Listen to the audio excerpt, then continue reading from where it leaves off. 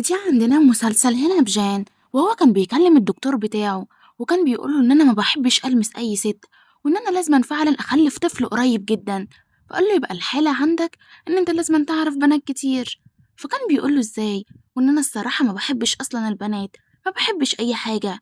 وقال له إن أنت لازما تتصرف طالما أنت عايز طفل جديد، أو نقول طفل أصلا. وقال له يعني أنا إزاي دلوقتي أتعالج؟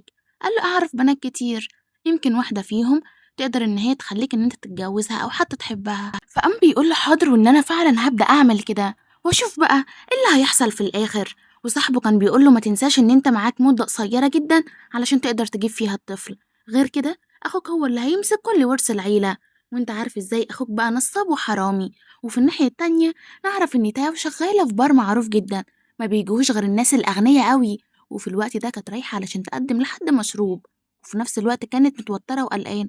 وفي الوقت ده بتدخل هنا ونعرف إن هي كانت زعلانة على جدتها لإنها محتاجة فلوس كتيرة جدا، ولما جت علشان تدخل بتقع بالغلط هنا على جان. وطبعا أول ما بتلمسه بيحس بشرارة، شرارة الحب، وإن أخيرا واحدة عجبته، وبتبدأ إن هي تنظف لبسه من الحاجة اللي وقعت عليه. ونعرف إن هي كانت مبسوطة جدا لإنها أخيرا هتمشي من الشغل. وفي الوقت ده بتيجي واحدة وتبدأ إن هي ترخم عليها. ولو وصلتوا لهنا ما تنسوش اللايك وتشتركوا في القناة ويلا نكمل. وطبعا حركتها وبتخرج بره، لكن نعرف إن البنت دي كانت ناوية لها على نية مش تمام. أما عنه هو فكان عايز يعرف عنها كل حاجة، وبيقول له صاحبه لازم نعرف كل المعلومات عنها. قال له جرسونة في بار كمان دي اللي هتتجوزها، جدك مش هيسيبك. وتاني يوم بيعرف إن هي ممرضة شغالة في مستشفى كبيرة جدا، وإن هي شغالة الصبح ممرضة وبالليل شغالة في البار. الدكتور بيقول لها تعالي جان عايزك، وأول ما بيبص في عينيها يبدأ يحس بشرارة، شرارة غريبة جدا، وإن هو عايزها دلوقتي وحالا. وكانت بتقول له في إيه؟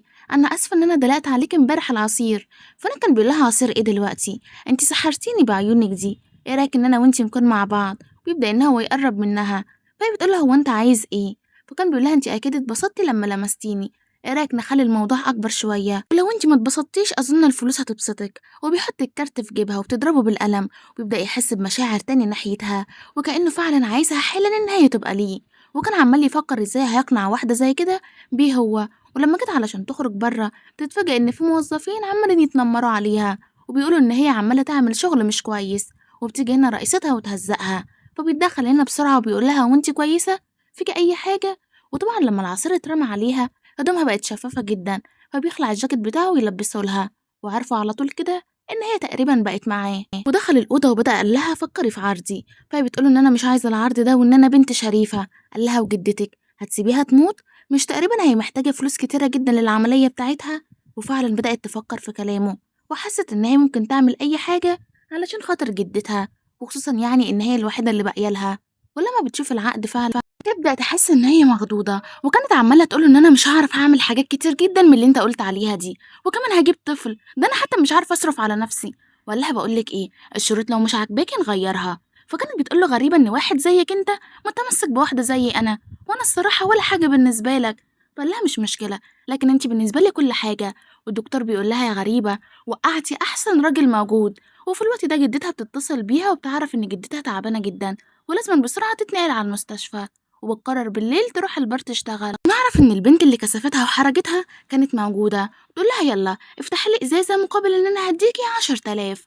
وطبعا بطلتنا علشان كانت بحاجة للفلوس بتقرر إن هي تسمع الكلام وتشوف عايزة إيه. وكانت بتقول لها عارفة اللي كل الكاسات اللي انت صبتيها دي هتشربيهم واحد واحد. فهي بتقول لها شكرا وانا ما بشربش اصلا. فتلاقي لا يا حبيبتي ما هو مش بمزاجك، وكانها عايزه تنتقم منها. وفضلت ان هي تعيط وتقول لها ان انا ما عملتلكيش اي حاجه، بالعكس انت اللي كنتي عماله تتنمري عليا. فهي بتقول لها بقول لك ايه يا حبيبتي، العياد ده مش هيفيدك، هتقومي تشربيهم لوحدك. وفجاه بتمسكها من شعرها تقول لها احترمي نفسك وان انا ما عنديش اي حد يناقشني، وان اي حد يقول كلمه غير كلمتي لازم ان هو يتعاقب. فهي كانت بتقول لها طيب انا هقوم لوحدي واشرب الكاسات. ونعرف فعلا ان هي شربت كتير جدا، وهتلاقي اللي انت بتعمليه ده حاجه مش قانونيه، وصدقيني انا هبلغ عنك اول ما امشي من هنا. وطبعا كل اللي قاعدين بدأوا ان هم يخافوا، وجزء منهم هرب. لكن بطلنا في الوقت ده عارف ان هي موجوده وبيقرر ان هو يروح يتكلم معاها لحد ما بيتفاجئ ان هي مرميه على الارض. في حد كمان كان بيعتدي عليها، وطبعا ضربها بالقلم وقال لها انت كويسه يا حبيبتي. فانا بتقول له خدني من هنا بسرعه، انا عايزه امشي. وقال لها حاضر، انا هعمل كل اللي انت عايزاه واكتر كمان. وفعلا بياخدها ويبدأ ان هو يريحها شويه على الكنبه اللي موجوده. وانا كان عمال يقول لها اهدي، دلوقتي انت في ايد امينة ومستحيل اي حد يقدر ان هو يقرب لك. ونعرف ان هي كانت خايفة وقلقانة ومرعوبة. ونعرف كمان ان هي كانت واخدة مخدر في الكاسات اللي شربتها دي. تبدأ ان هي تقرب ليه، وبرغم ان هو فعلا كان عايزها، الا انه كان عمال يقول لها ابعدي عني، وان انت اكيد مش في وعيك. لكن اول ما بتلمسه بيحس ان دمه بقى نار في جسمه، وهو دلوقتي بقى عايزها. وتبدأ ان هي تقرب منه وبتقوله ما تقلقش، وان لو حصل حاجة هكون انا اللي عاملاها وانا بكامل قوتي. فانا كان بيقولها انت اللي قلتي، علشان ما تقوليش إن أنا استغليتك ولا حاجة. وفعلا هما الاتنين بيقرروا يقربوا من بعض. وكانت شايفاه راجل كويس جدا، لكن في نفس الوقت كتير قوي عليها. وتاني يوم على طول بدأت تقول له هو احنا ايه اللي حصل ما بينا امبارح. قال لها نامي وارتاحي، وان المخدر لسه في جسمك بنسبة كبيرة جدا. فهي كانت بتقول له حاضر. ولما بتصحى تاني يوم بتكون عايزة بسرعة ان هي تهرب من المكان قبل ما يشوفها. وقال لها ثانية واحدة، هو انت رايحة فين؟ فهي بتقول له اولا انا اسفة على اللي حصل امبارح، واللي حصل ده أكيد كان غلطة. ولما قال لها إيه اللي حصل وكان لسه هيحكي، حطت إيديها على شفايفه، وكانت بتقول له صدقني مش لازم أعرف خالص. لما جت علشان تمشي بتقع وبيمسكها، وكان بيقول لها مالك خايفة ومتوترة كده ليه؟ خلاص البيت ده هيبقى بتاعك، وأنا وأنتي هنتجوز. فهي كانت بتقول له بالسرعة دي قررت؟ أنا عايزة أعرف إشمعنى أنا. قال لها أنتي الوحيدة اللي خلتيني أحس بمشاعر كتيرة. وأنا كانت بتقول له إزاي يعني؟ قال لها إن أنا كنت ما بحبش أقرب من أي ست، لكن أنتِ الوحيدة اللي حسستني فعلًا إن أنا عايزة أقرّب منِّك. فأنا كانت بتقول له إزاي؟ إزاي وأنت راجل غني جدًا وأي ست تتمناك؟ قال لها أي ست غيرك مش عايزها، وبيسيبها تمشي. وبعديها على طول السكرتير بتاعه بييجي ويبدأ إن هو يكلمه، وكان بيقول له متأكد؟ وبعد كده بيمشي، وبييجي الناحية التانية هنا أخوه، وكان عمّال يقول له خد بالك أنا اللي هاخلّف قبليك، وكل الأملاك هتتكتب لي أنا باسمي. فأنا كان بيقول له براحتك، وقتها نبقى نشوف بقى إيه اللي هيحصل. وبعديها وطلتنا بتروح على المستشفى وبتتفاجئ إن جدتها خرجت من العناية، وكانت عمالة تقول لهم مين اللي خرجها. فقالوا لها مامتك تقريبا. قالت لهم انتوا اتجننتوا، جدتي تعبانة وبتموت. قالت لها ان مامتك هي اللي خدتها، وفعلا بتقرر ان هي تروح هناك. وبتلاقي ان مامتها بتقول لها فيها ايه يعني، دي ست خلاص كبيرة في السن ومحتاجة ان هي تموت حالا. ونعرف ان بنت جوزها بتتدخل كمان في الموضوع. بدأت تقول لها بقولك ايه، جدتك خلاص يعني، وغير كده احنا بعناكي خلاص. وفجأة بتلاقي راجل كبير جدا جاي علشان يقول لها إن أنتِ النهارده بتاعتي، وإن أنتِ هتكوني على طول بتاعتي. وطبعًا مامتها وأختها بدأوا ياخدوا الكارت علشان يصرفوا كل الفلوس اللي هم عايزينها، وكأنها سلعة. وكانت عمالة تقول لهم فين جدتي؟ أوديها بس على المستشفى وهاسمع كلامكم في كل اللي أنتم عايزينه. لكن فعلًا بيقرروا إن هم يتجاهلوا كلامها، وكأن كلامها مش موجود أصلًا. وكانت بتقول لها سيبيها، سيبيها تموت. ومامتها كانت عمالة تقول لها إن أنا مش مسامحاكِ، وإن أنا فعلًا أكيد في يوم هانتقم منِّك. وبعديها بتاخد بنتها وتبدأ تدخل الأوضة، وكانت عمالة تشوف واحد وهو عمال يعتدي عليها. وكان بالنسبة لها الموضوع جميل جدا وإن هي تستحق. لحد ما بيدخل هنا جان ويبدأ إن يخليه إن هو يعتذر، وكان بيقوله اللي حصل ده مش هيعدي بسهولة، ولا اللي هي عملته كمان. وبعديها على طول بياخدها على المستشفى، وكمان ياخد جدتها. وكان بيقول لها إن هي دلوقتي محتاجة عملية جراحة في القلب، وإن العملية دي مكلفة جدا. وجدتها كانت عمالة تقول لها نفسي تتجوزي قبل ما أموت. فهي بتقول لها لأ، وإن أنتِ مش هتموتي دلوقتي، وإن أنا هاعمل كل حاجة علشان تكوني كويسة وصحتِك كمان كويسة، وأرجوكِ خليكِ معايا، أنا ما ليش غيرِك. وهي بتقول لها وأنا ما ليش غيرِك. وهنا كانت عمالة تقول لها ما تقلقيش، كل حاجة هتتحل وكل حاجة هتكون تمام، وأنتِ هتخشي العمليات وهتكوني كويسة. وفي الوقت ده بتروح تقعد معاه وتتفق معاه على كل حاجة، وكانت عمالة تقول له خلاص أنا موافقة إن أنا أتجوزك. وكان بيقول لها تمام وأنا كمان موافق، لكن محتاجين نعرفك بجدي. ويروحوا هما الاتنين شوية يسهروا مع بعض. وكانت مبسوطة جدا بيه، وبدأت تعرفه على حقيقته وإن هو شخص كويس. لكن علشان هو غني الأغلب شايفه إن هو شخص مغرور ومتكبر كمان. وفي نفس الناحية بيقول لها تعالي نقضي ليلة سوا كمان.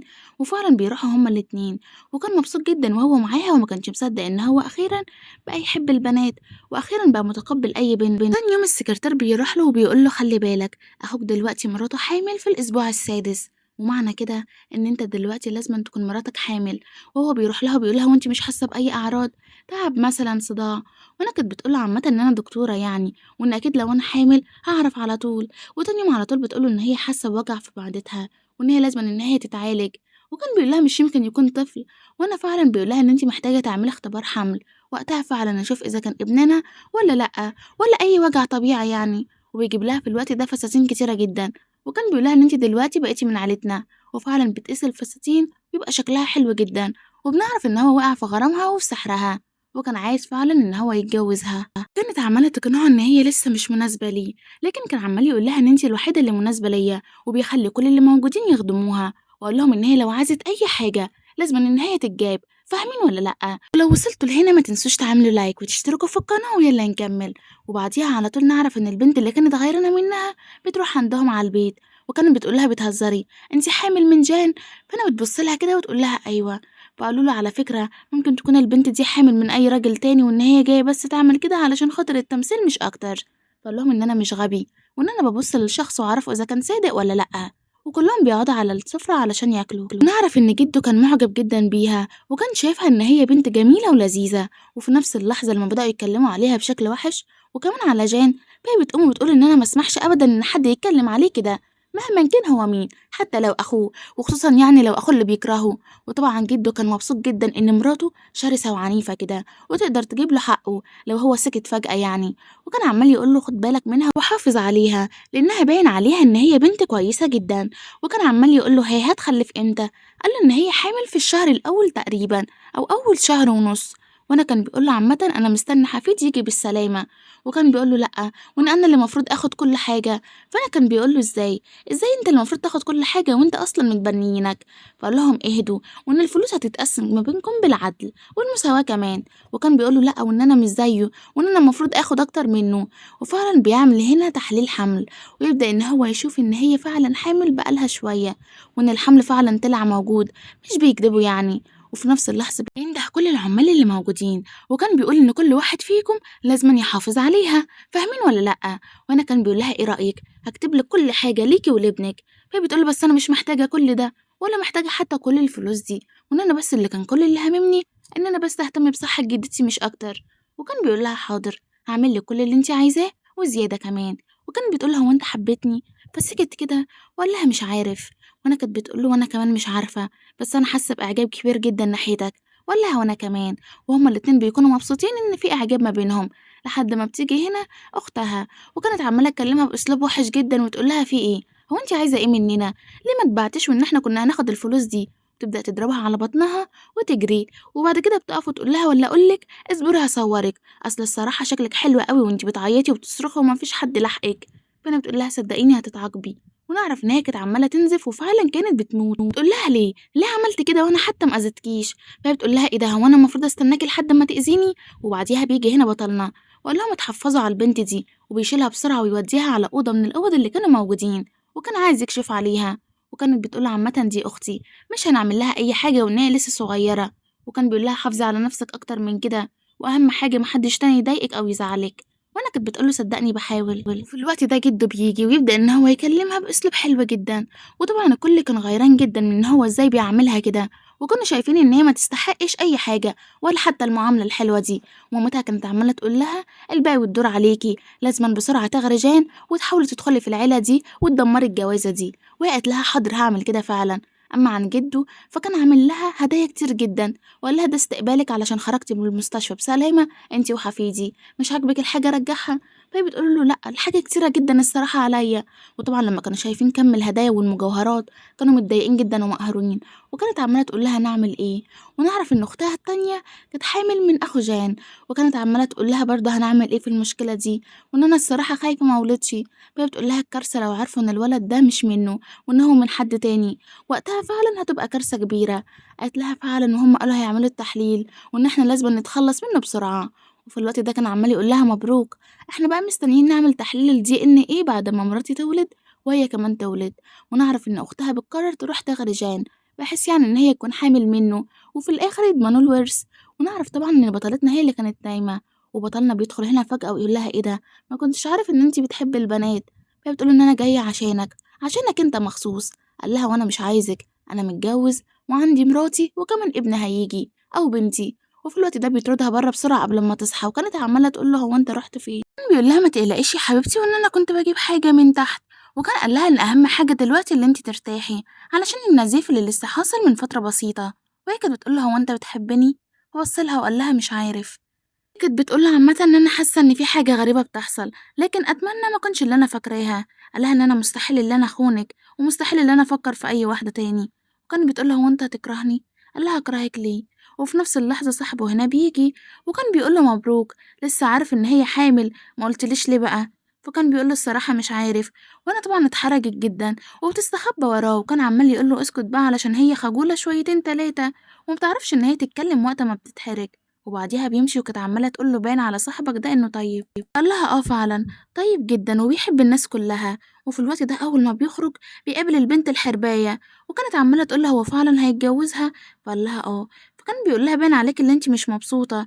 فهي بتقول له ازاي هكون مبسوطة وهي بتخطف حبيبي. قال لها لا معلش هو اللي كان عمال يدور عليها، هي اصلا ما خطفتش حد وحتى ما كانتش عايزاه. وفجأة بيعرف ان البنت دي عمالة تضرب كل الخدم اللي موجودين في البيت، وكان عمال يقول لها ان انت مش انسانة، انت مجرد وحش.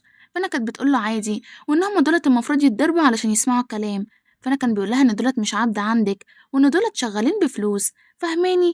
وفي الوقت ده بتدخل جوه وتبدأ تمثل ان هي وقعت ومش قادرة ان هي تقوم، فبيجي علشان يساعدها. وكان عمال يقول لها وشك باين عليه الخبز. وقالت له على فكرة اللي عملت كده مراتك. فهي بتقول له صدقني اللي انا ما عملتش اي حاجة وانت عارف ان انا مستحيل اذي اي حد.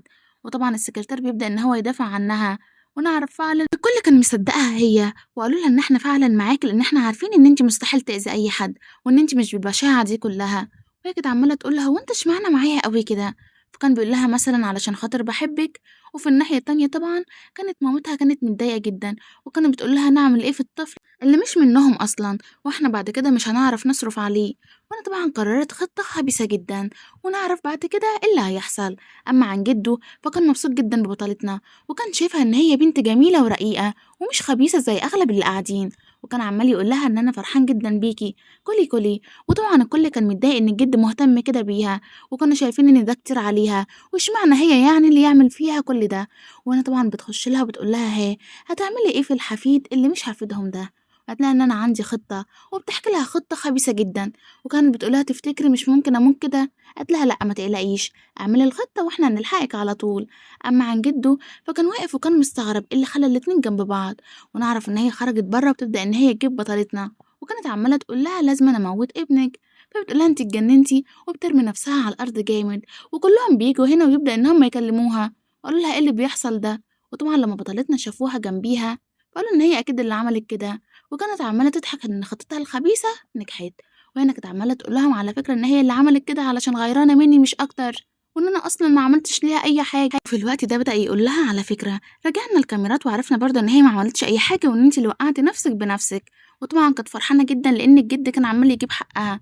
اما عنها هي فكانت زعلانة قوي لان الحفيد ما ماتش، وفي نفس اللحظة ابنها لسه عايش عادي. وكان عمال يقول لها خدي بالك من نفسك لان احنا عايشين وسط تعابين هنا، والصراحة كلهم عايزين يموتوا الابن. فانا كان بيقول له ما تقلقش، اهم حاجة تتجوزوا وتبعدوا عن هنا. وكان بيقول ان انا هحاول. وبعديها على طول كانت عمالة تقول ان هي بتحبه وان هي وقعت في غرامه، وقال لها كمان ان انا بحبك الصراحة وعايزة اكمل معاكي على طول وابدا ما سيبكيش. وكانوا عمالين يتفقوا على اسم الطفل، وكان عمال يقول لها يلا.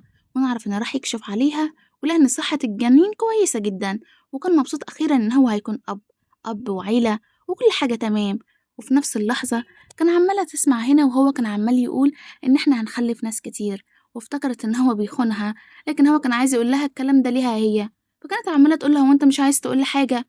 قال لها أنا لأ مش عايزة أقول لك ليه. فهي بتقول له خالص مش عايز تحكي لي أي حاجة. فقال لها لأ هو إيه اللي بيحصل هنا، في إيه بالظبط. ونعرف إن هي بتهرب بعد ما عرفت إن هو معاها بس علشان خاطر الطفل وإن هو أصلا ما بيحبهاش. وبعديها على طول بدأت تقول لنفسها إن أنا مستحيل أكمل مع حد زي كده، وبتقرر إن هي تمشي مع جدتها.